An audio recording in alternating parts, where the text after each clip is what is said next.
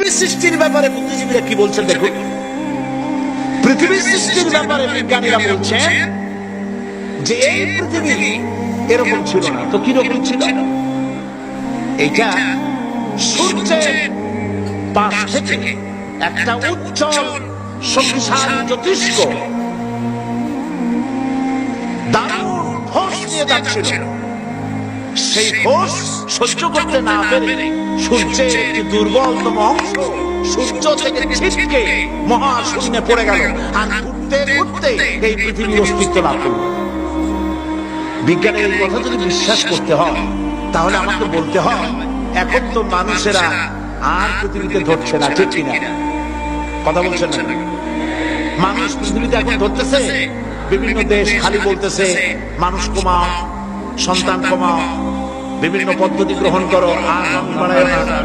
আল্লাহ পাক বলছেন আল্লাহু লা ইলাহা ইল্লা হুয়াল হাইয়ুল কাইয়্যুম।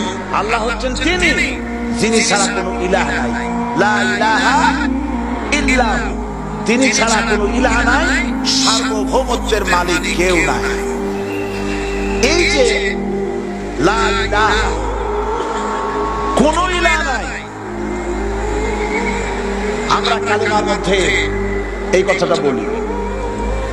আমাদের কালেমায়ে তাইয়্যিবা আমরা কি উচ্চারণ করি? লা ইলাহা ইল্লাল্লাহু মুহাম্মাদুর রাসূলুল্লাহ।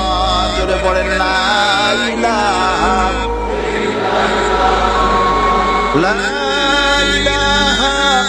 ইল্লাল্লাহু মুহাম্মাদুর রাসূলুল্লাহ।